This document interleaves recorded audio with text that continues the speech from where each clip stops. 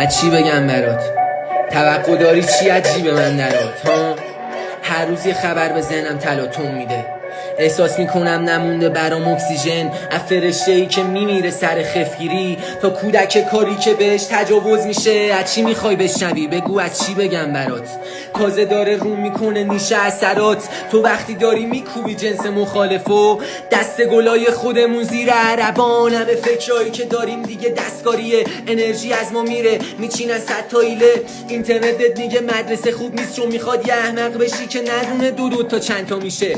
تو بدنت میشه مغز تو انبار، میبینن غم تو هر بار. بهت میگم بعد تو هر جا. آی مردم غیرتمون کجا رفته؟ اگه یادی شده رابطه با زن شوهردار. همه اینو میدونیم ته این قصه عقبیم، سرمون بریده میشه سر به هجله نبریم. آخه تمرکز نداری یه رب کتاب بخونی، ولی میتونی 2 ساعت ببینی عشق ابدی.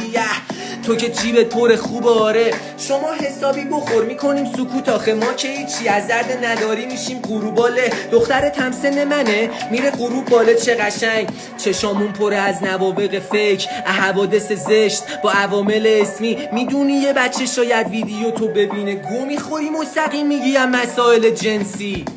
هممونو میدن خماری، از شعار آزادی رسیدیم به بیبند و باری. دوبار میگم هممونو میدن خماری، از شعار آزادی رسیدیم به بیبند و باری. میدونی چقدر آدمم بهشون تجاوز شده، ولی از ترسش نتونست شاهدم باز کنه و با چی بگه.